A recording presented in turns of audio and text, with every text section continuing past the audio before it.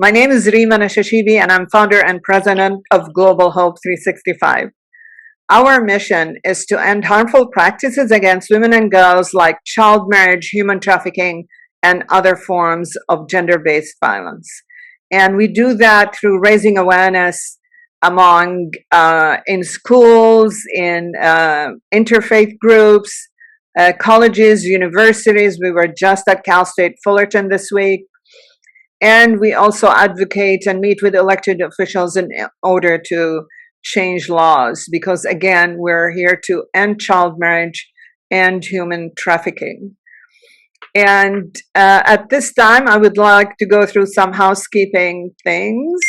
And but first, I would like to thank our sponsors, Donalyn Kling, Vicky Gum, the Kling Family Foundation, and Daryl C. Sheets, attorney at law, who's here, and Tamra also.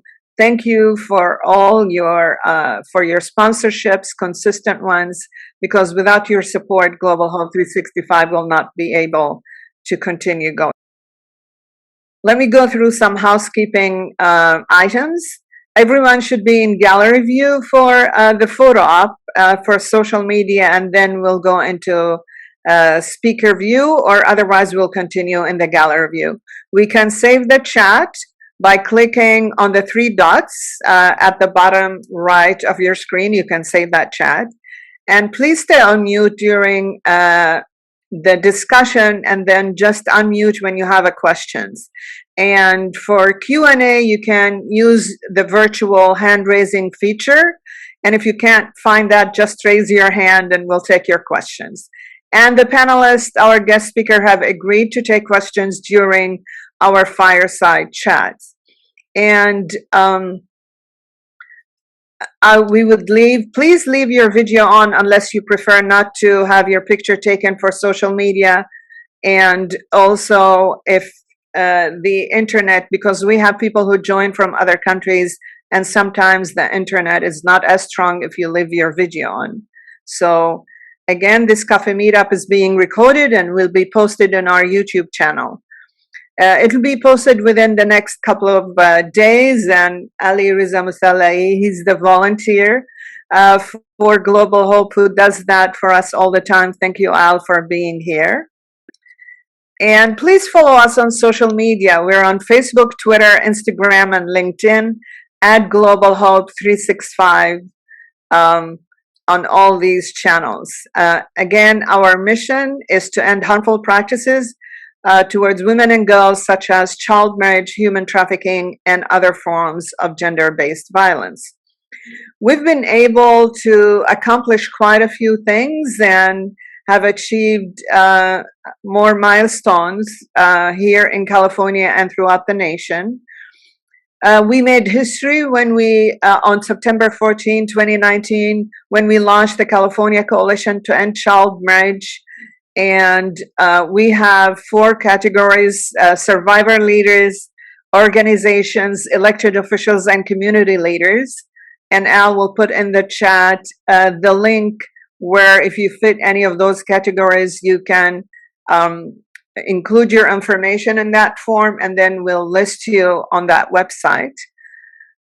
And we also have programs that you can get involved in that's going on our new and improved website. It's the Global Hope 365 Parents and Adults Against Trafficking in Humans, or PATH, and also Young Adults, Youth and Young Adult Ambassador Program. And let us know if you're interested in those. And that's part of our raising awareness among the larger population about child marriage and human trafficking, which is hidden in plain sight. And so at this time, in addition to the California Coalition to End Child Marriage, we also have passed resolutions to end child marriage under 18, no exceptions, in 11 cities out of the 34 cities in Orange County and in Culver cities, and we have 8 pending. The legislation needs to be passed on the state level. We are also meeting with federal officials and state officials, but until they pass such legislation, we have been approaching cities and counties in order to pass such resolutions. They're non-binding, but it's part of our raising awareness. And all our speakers here have been testifying alongside us at these city council meetings. And so we thank all those cities, starting with Irvine, which was the first city to pass our resolution, and Buena Park being the last one to start to end child marriage under 18 on International Women's Day, March 8th. We are so lucky and privileged to have with us here child marriage advocate survivors. They are leaders, and you will hear their stories and you'll know why they are now staunch advocates in order to end child marriage under 18 in the US. Because there are some new people, I don't know if you knew, but child marriage is still legal in 44 states in the US. And in California and 8 other states, not only is it legal, there is no minimum age. In California, all what you need is parental consent, and you'll hear from our survivors who's telling you that's parental coercion. All what you need in California is parental consent and judicial approval. And which minor have basically, if they appear in front of the judge with their parents, knowing they're going back home with their parents, they're going to say, no, I was coerced. And I don't know if you also know that there has been 300,000 minors married in the US, mostly young girls married to adult men. In one instance, the difference in age was 44 years old, and as young as 12 years old here in the US. I know it's shocking, but it's happening. It happened and it's still happening. So that's why we have the survivor leaders here with us. And we're going to start with Sarah Tasneem. Can you, Sarah, tell us about your story? Yeah, hi everybody. Thank you so much for sharing your Saturday morning with all of us. When I was a child, my parents divorced, and I grew up mainly with my dad. But from the ages of 12 to 15, I was living with my mom in Colorado. And 15 years old, I was a freshman in high school, and I had hopes and dreams. I wanted to go to law school, so I thought, I was going to join the Air Force and go to law school, and that was kind of the path that I wanted to take when I was that age. But unbeknownst to me, my dad had other plans. He lived in California, and I was sent out there to visit him that summer when I was 15 years old. And as soon as I got off the plane, he basically sat me down and told me that he was that I needed to get married, and that sex outside of marriage would basically damn me to hell, and also him and the whole family. And so he basically just told me that the group that he was a part of, the leader was going to pick a person that I was going to marry. And that was the end of the conversation. And we were at a convention center in Los Angeles that summer, and it was a religious conference, and I was introduced to a man in the morning over coffee, and was told that that was going to be my husband, and I was married to him that same night. He was a complete stranger. I was 15, he was 28 years old, and I was left in his care after that night. He was able to take me out of the country and do everything that a husband is supposed to do. And I was pregnant almost immediately, and we came back to the Bay Area when I was about 7 months pregnant, and that's when we were legally married in Reno, Nevada, where basically all it took was a permission slip from my dad. My mom didn't even know where I was at the time, and I wasn't allowed to talk to her. Basically, my abusers had control over my life, and I didn't have any chance to escape from that abuse until much later. Thank you, Sarah. I know that is hard going through that again, but thank you so much for all what you're doing in advocacy. Elizabeth, would you share your story with us? Yeah, good morning, everyone. My parents divorced also when I was 5, and my mother married a guy that started a cult with her. And I was discovered with a secret boyfriend in this cult that was very restrictive. So you had to be celibate unless you were married and so forth. But, I was still virgin. I had this secret boyfriend, and they found out that we were seeing each other against the rules. And they basically forced me to choose a husband. And I was 16 and he was 28, and I had known him just peripherally. He was not yet a member of the cult, and I thought maybe I could escape with him. But what happened was they took us after the wedding. So the wedding actually happened first in Las Vegas because I think they thought it would be easier to marry there. But it's just as easy to marry in California. There's no reason I should have been taken to Nevada. And there were no questions from the clerk. There were no questions from any judge. It was basically just, here's your marriage license. And then they took me to the candlelight wedding chapel, and there was a ceremony. And then we came back to California, Murrieta Hot Springs, southeast of Riverside. I'm sure you guys know where that is. And there was a huge wedding in front of 150 members and 50 children. And I was the eldest of all the kids in the cult. So I was basically being made an example of, and probably the first of what would have been many weddings for children. Then my passport was taken after we went on basically a search for new property in the South Pacific. It's a long story. I'm writing a book about this, so lots of details. But going there, I lost my passport, so I had no way to escape. And I had been hoping that if I had married this non-member, that maybe I could convince him to leave. But it was a 2.5-year trip. And when we got back to Murrieta Hot Springs, I convinced him to leave. And I had his mother, who lived in Century City, deliver a car with a key on the tire, and escaped from there. And it took me many years to rebuild my life, because they had taken me out of school in the 8th grade, right? And made me work and take care of the younger children. And it's really a story of resilience, because later I started my education around 24 years old, and it took me 6 years to get a bachelor's degree, and then ultimately got a master's degree and have a thriving career. And yet it was a lot to overcome, because the doors kept closing. So I was adopted. That meant that my father didn't even know that this was happening, because they don't have to inform the other parent.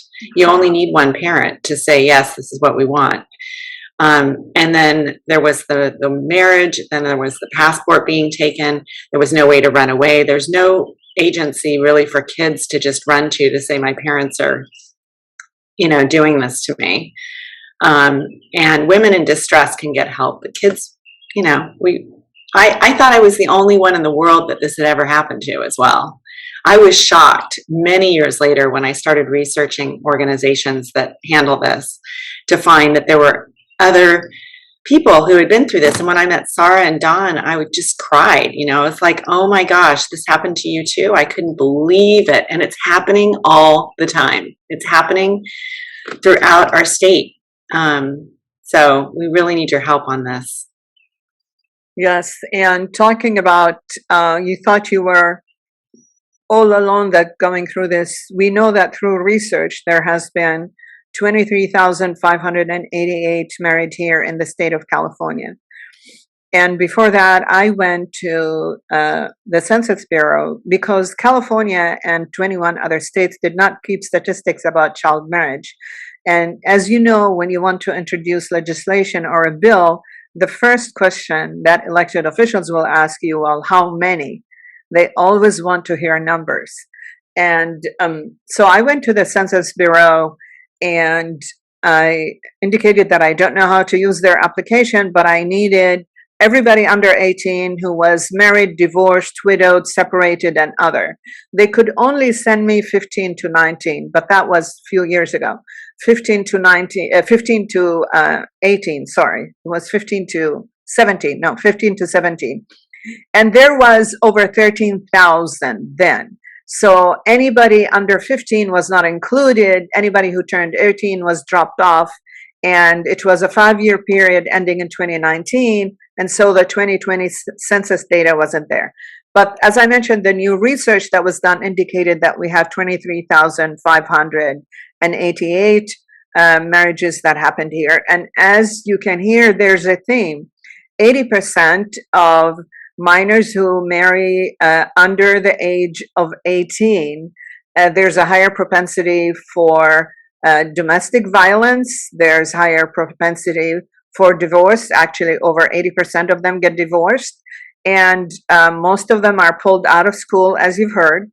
And some are still going through counseling and have nightmares. Isn't that true?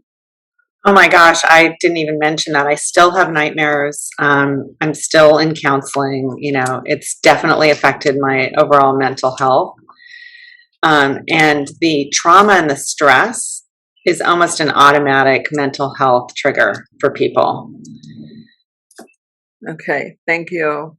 So let's go to Don now. Don Tyree, would you tell us your story and what you went through? Because then we can address another reason why children are coerced into marriage by the parents.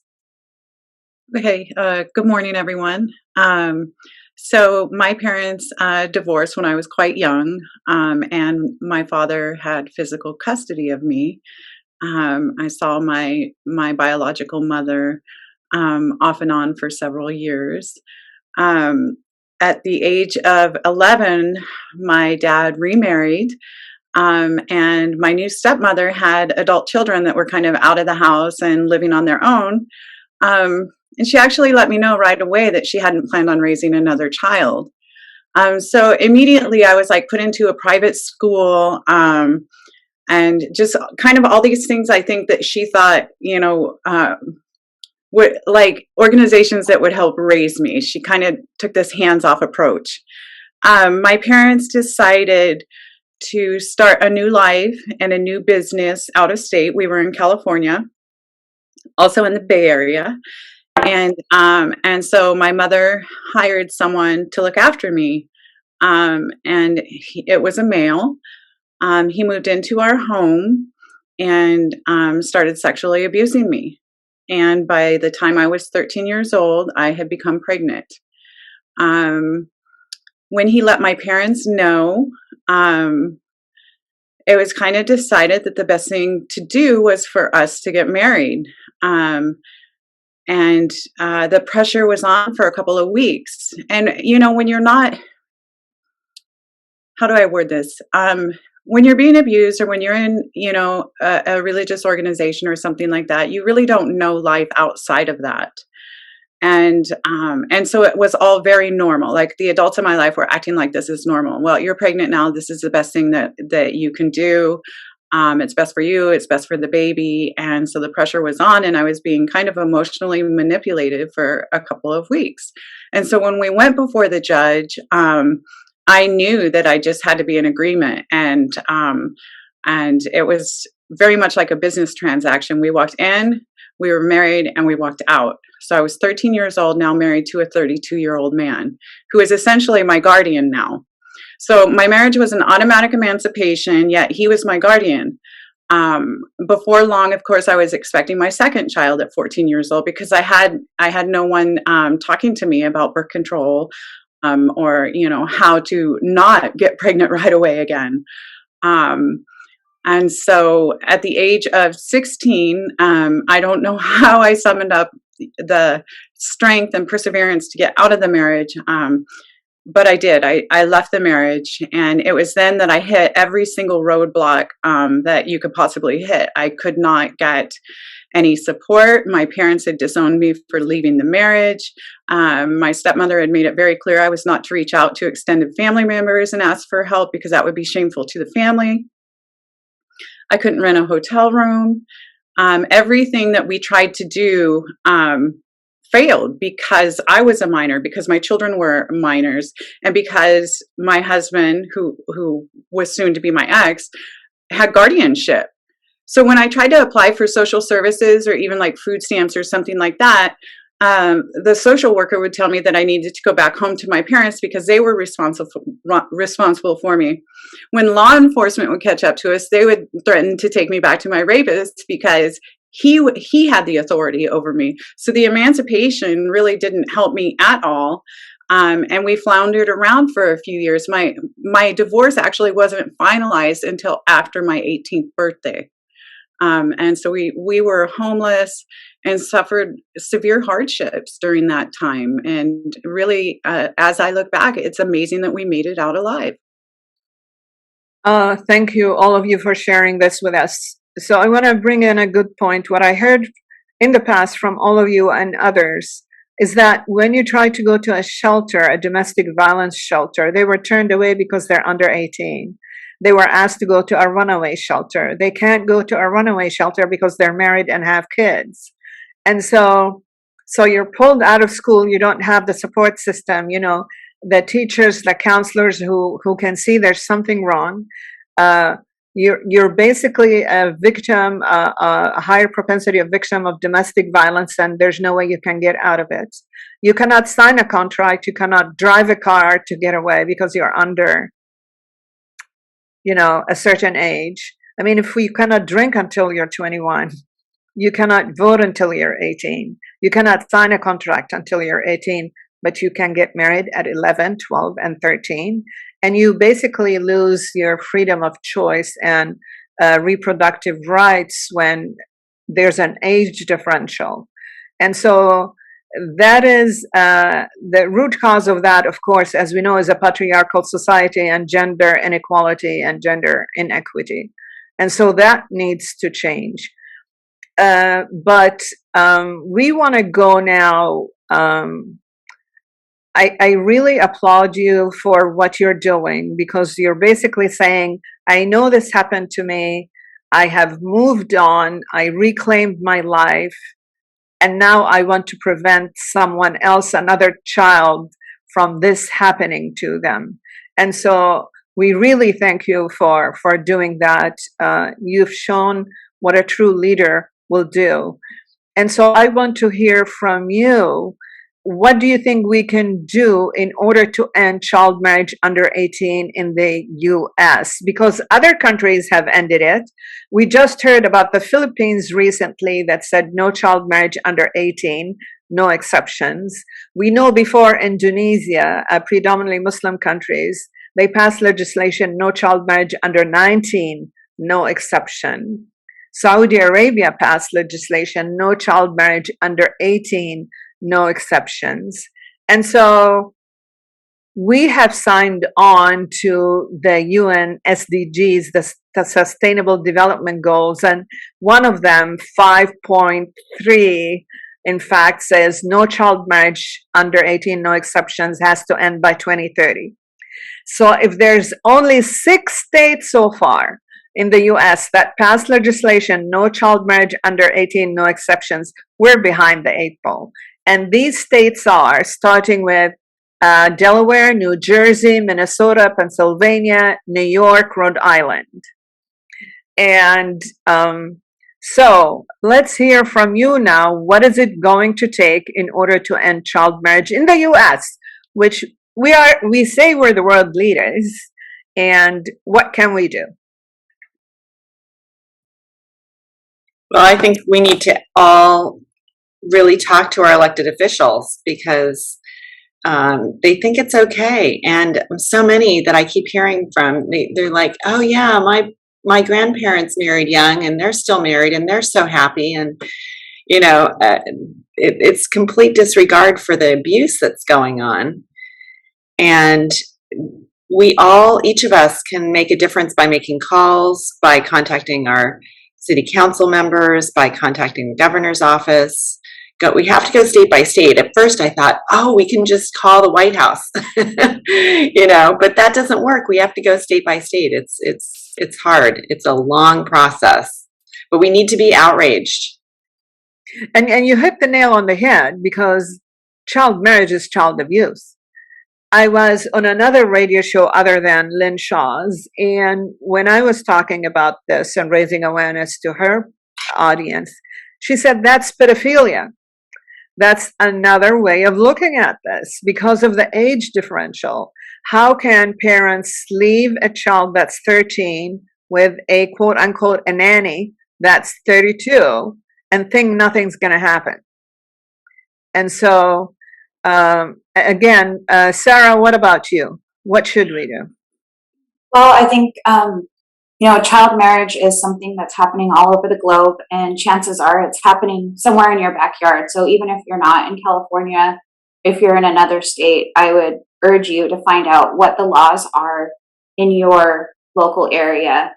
And if they do allow for child marriage, reach out to your representatives, to the people who are in charge of creating policy and changing it, and bring awareness to this issue, because what often happens is there's this idea, and Elizabeth, she mentioned, grandparents being married when they were younger, and yes, that might have been true, at that time where women had far less options in their lives. But now, our society is changing, and women are breadwinners in many families, and they're allowed to take charge of their futures. And so what we're seeing is this small slice of children like myself, like Dawn, like Elizabeth, who we didn't grow up with agency in our lives. And because of that, men were able to take advantage of it. And those are the girls that need the most protection. And those are the girls that motivate me every day to, continue to speak out and raise awareness about this issue, because it is happening in larger numbers than you would expect. And so, really understanding what the issue is and how it's really linked to human trafficking. I was taken out of the country and then brought back in. There was a transaction that happened between, my family and my ex-abuser. And so all those things kind of link it to human trafficking.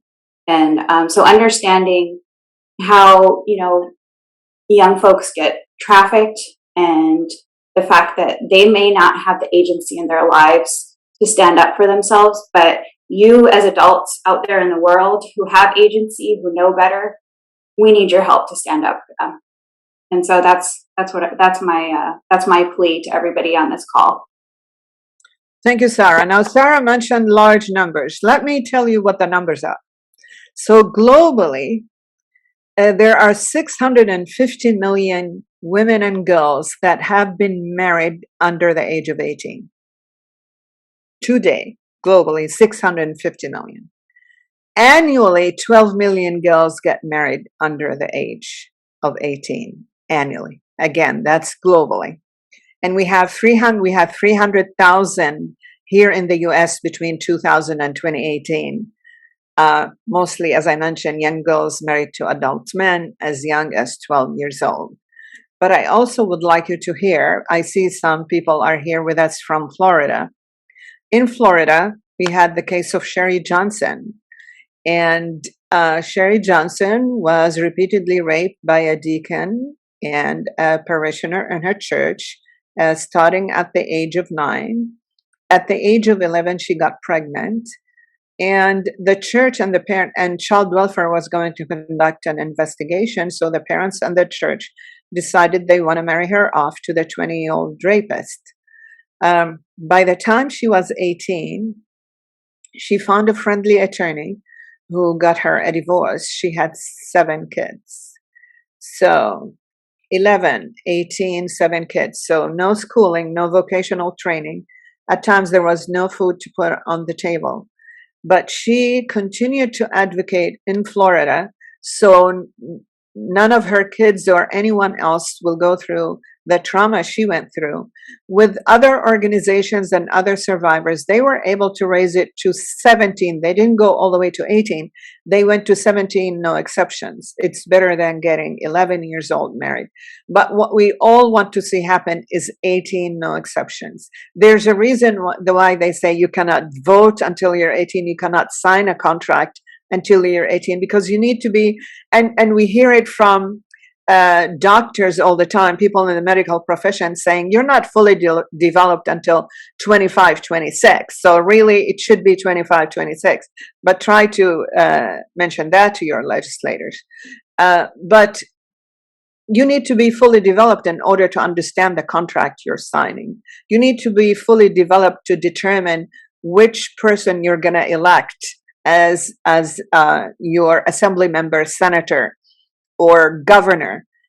But you can marry at 11. You can be forced to marry at 11 or 12 or 13, as we heard, or 14 or 16. That's unconscionable. But I want you to know the figures that we're dealing with here. All right, Dawn.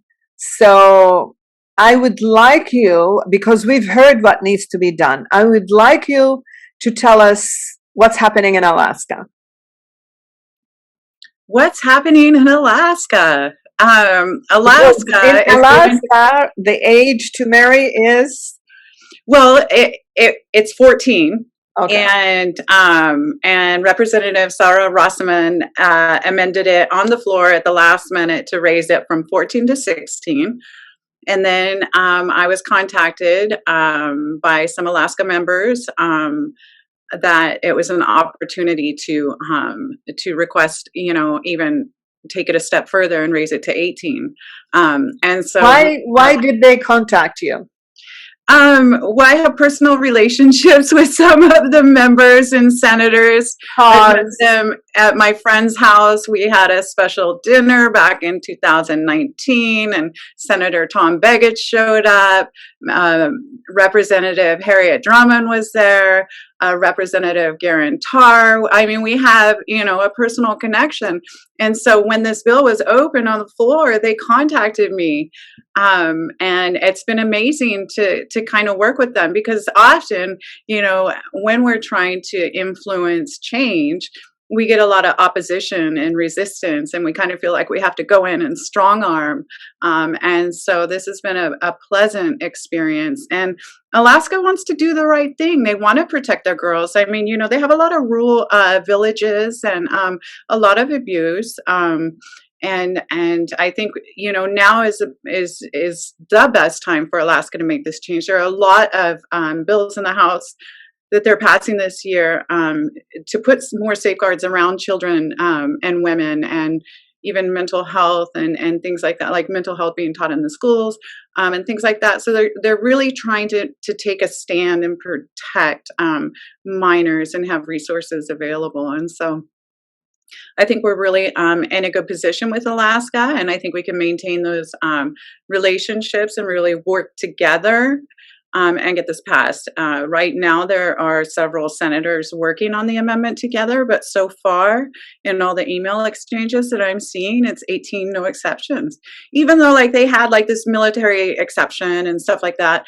One of the things that's complicated about the military exception in Alaska is that it says if there is a serviceman that's enlisted, they can marry. The thing is, what's tricky about that is it's called a DEPERS. It's called a Delayed Entry Program with the military. And so at 17, a minor can sign a promissory note to join the services, but they are not actually active duty. And so that it's tricky in that you're hey, Alaska, let's get rid of that military exception.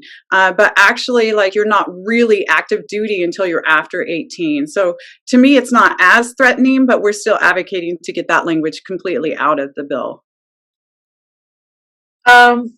So basically, when you, as I understand it, that when you left the abuse, you went to another state. Yes. Where did you go?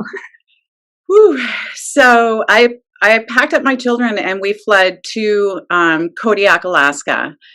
And that was because in the state of California, again, the courts did not know what to do with us. They didn't know what to do with the children. They were trying to honor his parental rights and giving him unsupervised visits on the weekends. And I was in fear for my children.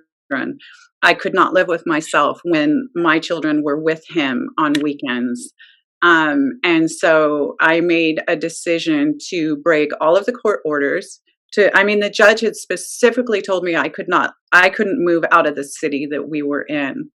And so I broke several court orders, left the state, fled to Kodiak, Alaska. And that was the first time in our lives that we were able to just kind of relax. And while my children didn't really understand what was going on, they could see a different person in me. And even now, my kids are 36 years old. They will tell you the best memories that they have in their life was when we were living in Kodiak, Alaska, because it was then that I was able to relax a little bit, and I felt safe. And it was such a small community, so I knew if he were to reach out or show up or start, knocking on doors, I would be alerted right away. And in fact, I was. I mean, he did figure out where we were, and the school contacted me right away. But I was a fugitive for 10 years with my children. That's the point that I wanted to drive across, that this is what may happen and have happened when you coerce a child to marry an adult.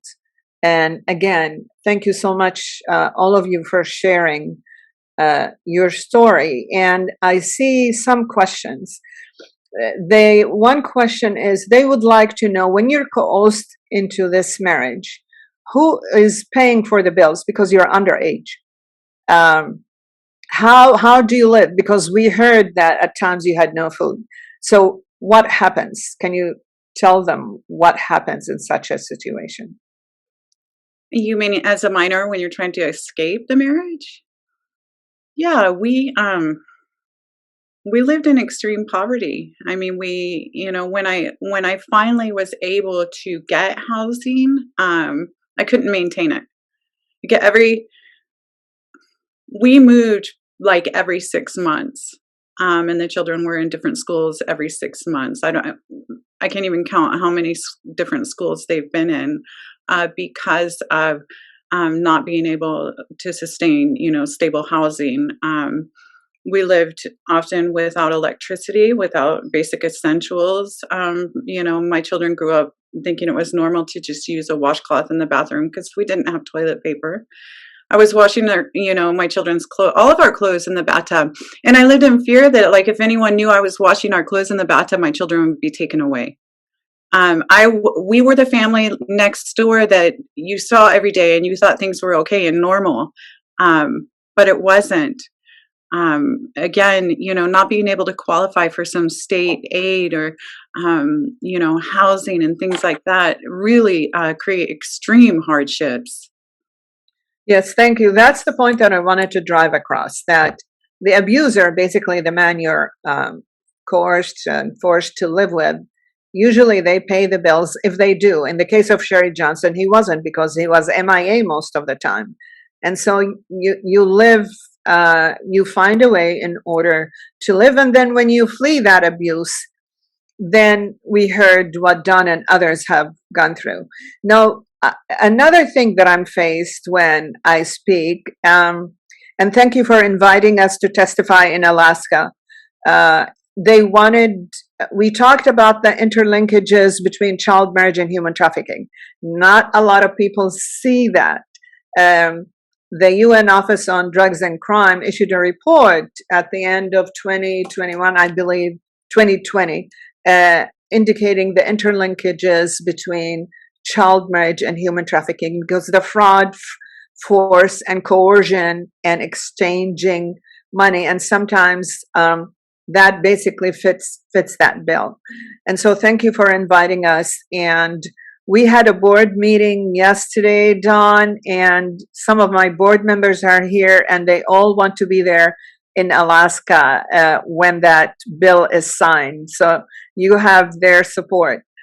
The other thing that, another question that comes up when I speak, and we've we've spoken at schools, as I mentioned, universities. I spoke in front of the students at Sage Hill in Newport Beach, a private school, about child marriage and human trafficking. I have PowerPoint presentations and videos. And one of the students said, raised her hand, and I said, yes, may I help you? And she said, you need to give this presentation to our parents.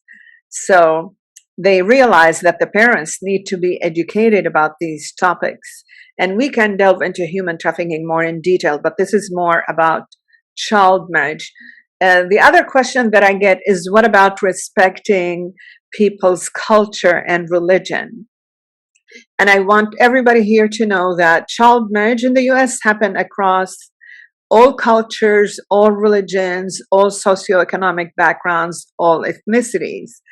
And not only that, our resolution to end child marriage under 18, no exception, was passed by the Interreligious Council of Southern California. And let me tell you who some of these entities that have voted to pass that resolution.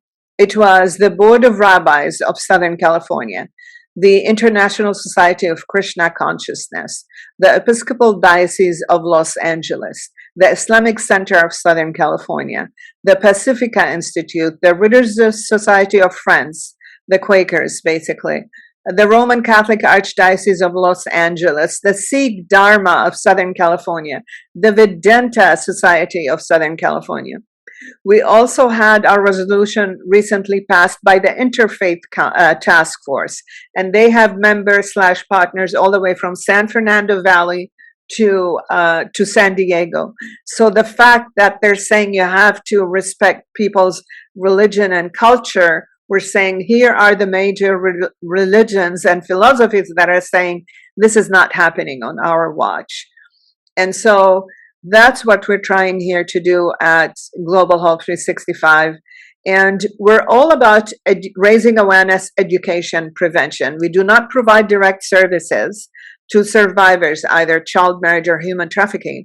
We want to put all these nonprofits out of business because we want to end that pipeline. We want to end future victims from happening, and that's what we're all about. So please support us. Please donate if you can, or tell this to all your friends and relatives, because not a lot of people know that child marriage still exists in the US. So I'm going to open it now for any questions that you may have. Yes, Don. I just want to thank you again. One thing that comes to mind, well, it's jaw dropping that we were married so young. Something that Genevieve Meyer, a survivor, mentioned in her testimony with Alaska is that even though she experienced all those hardships, the same thing would have happened to her had she been married at 17. And it's like, because often the lawmakers will think if we can just raise it up some, raise it to 16 or maybe 17, that we're doing good by these girls, and we're actually not. And in my honest opinion, 16 and 17-year-olds are at greater risk because they're almost an adult. And so we look at that and say, well, they're almost there. And in fact, they're just more at risk. Absolutely. Absolutely. I see Mr. Dwake has his hand up. You're muted. Izzy, you're muted. Oh, good morning. Good morning. Thanks for hosting me on this, and really good to know what kind of hardship that this beautiful woman has to go through.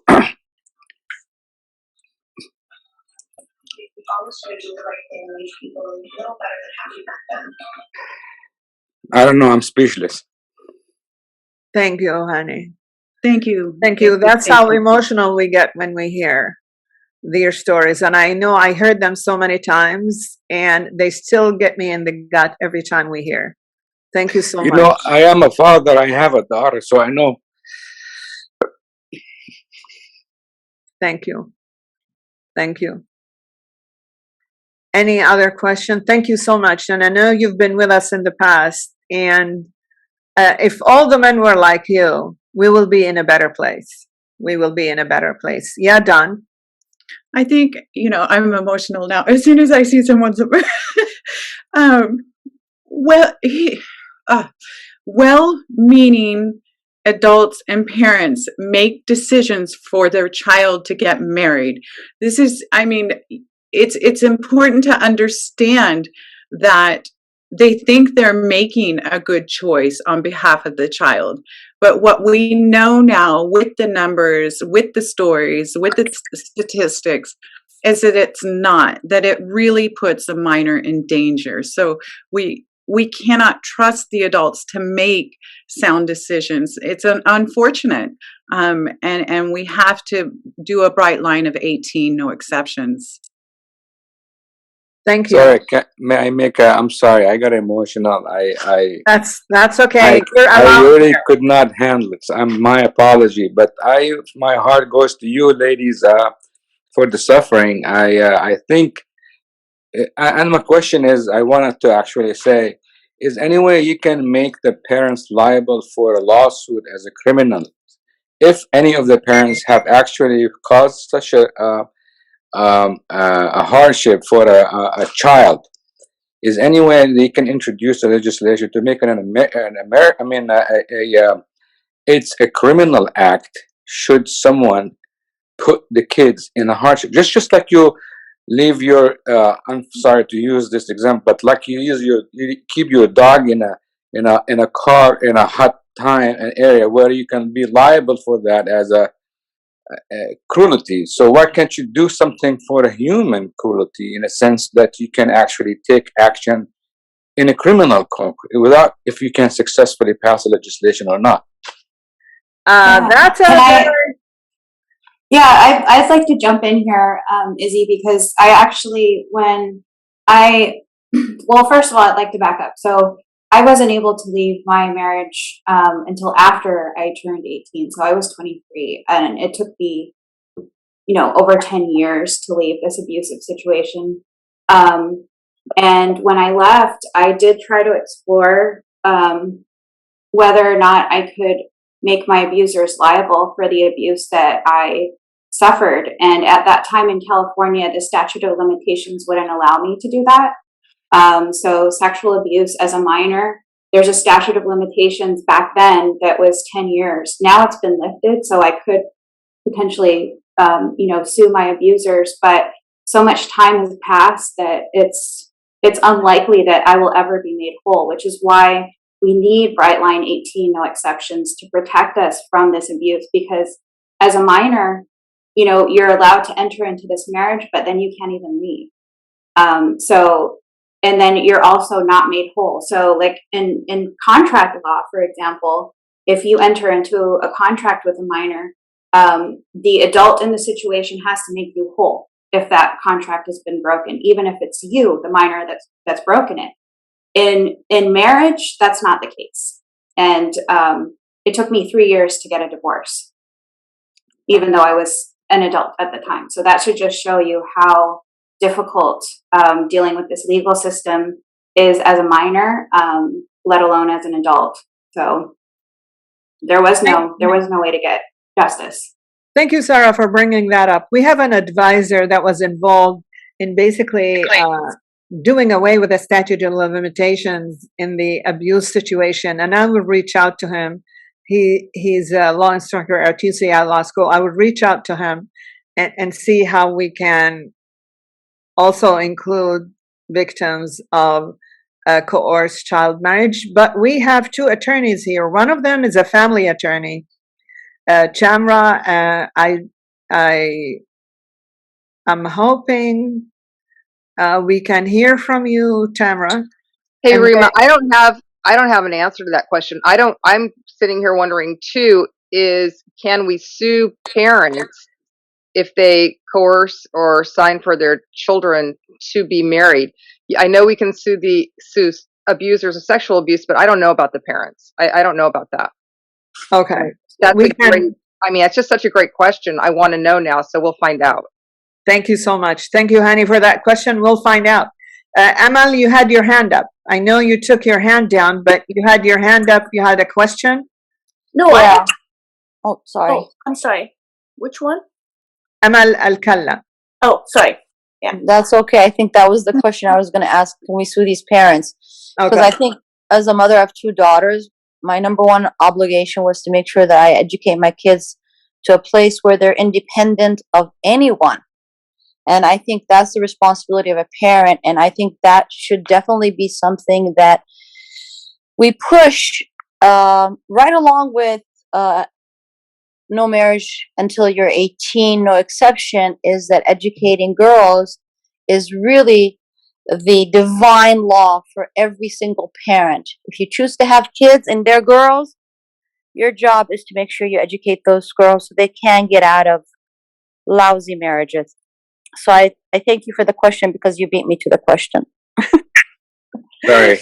All right. No, you don't have to apologize. You're good. You're good. Thank you for bringing up a very good point. We're coming to a close, but I want to share something with you. I'm going to share the screen, and I wanted to share the California Coalition website with you, and I want to show you some of our coalition members. And so these, we have the survivor advocates, then we have all these organizations, as you can see. We have UNICEF, United Nations, we have labor, we have interfaith groups, we have advocacy groups, we have elected officials. All these local elected officials have signed off to say no child marriage under 18, no exception. State elected officials, unfortunately, cannot become a partner here, because if we as Global Hope get any donation, they have to declare it. I had to take one of them out because of that rule. So, and then we have community leaders, and as you can see, we have superintendents of schools. We have executive director of Progressive Democrats, district director from members of Congress, Rotary, labor. And so we have all these leaders here. So if you know anyone, we have academicians.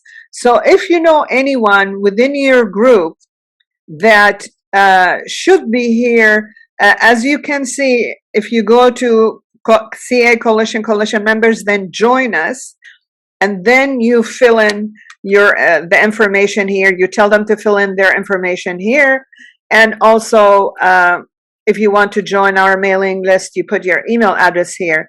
The other thing that I want to bring your attention to is our advocacy tab. We would like you, we urge you, we need you. You heard the stories, to participate in our digital letter writing campaign. And it's very easy. If you're a California resident, you click here. If you're in other states, you click here, you put in your information, and it's automatically sent out to all your elected officials. And then on this side here, if you'd like to pass, if you have very strong relationships, just like Dawn mentioned with Alaska, with your city council members or county supervisors, let us know. You just enter the information here, tell us what city and what county, and we'll send you a personalized one. Very easy. That's how we've been able to pass our resolutions. And so I'm going to look at the chat now, see if there's any questions. All right. Okay. Thank you, Marissa, the Bilateral Safety Corridor Coalition, who's in San Diego County, and who's they provide direct services to victims of human trafficking. Thank you, Marissa, my sister, for being here. Marissa got into this when law enforcement brought her, when she got to know a 15-year-old that was trafficked across the border. They held her son in Mexico, and they forced her to have sex with the labor workers in all these agricultural fields. And so they were able to rescue both the girl and the son. And then Marissa started, with the help of others, the Bilateral Safety Corridor Coalition. And they've been able to save over 2,000, couple of thousand survivors from that fate. So thank you for everything that you do, Marissa. And Marissa was a speaker on our coffee, on one of our coffee meetups. And she's a walking encyclopedia about drug cartels, about gangs, and And she could tell you that now both drug cartels and gangs that are involved with drugs have moved into human trafficking. One, because it's safer, and as far as interaction with law enforcement. And two, a drug, you sell it, it's ingested, it's gone. But when you keep selling a person over and over and over again, a woman or a man can have 20 men going through them on a daily basis, if not during one night. That's a lot of money. It's a $150 billion crime industry. And we have close to 400,000 victims of modern day slavery here in the US, but it's just the tip of the iceberg, because these are the ones that are reported. We don't know about the ones that have not been reported, and they're hidden in plain sight. So again, be aware of your surroundings, your neighbors, your neighborhood, because it's both labor and sex trafficking. And I wanted to say that child marriage, forced child marriage, falls into human trafficking. So at one point in time, you would be able to charge the parents with force or coercion to a child, and they can do time for human trafficking, and it can be one avenue and tool to deter parents. Okay, thank you, Marissa. The legal minds here will be taking this one step further and looking into it. So we're at 10:01, sorry. Any final remarks by anyone? And then I would like, if there's no final remarks, I would like all of you to unmute, get on your video if you can, so we can take pictures for social media. Unmute and basically give us your final words, a positive word for the day. And we're all going to work together to end child marriage, correct? Yes. Yes. All right, all right. Thank you so much. Thank you for being here on a Saturday morning. Thank you, everyone. Thank you for inviting us. Rima. Thank you, Rima.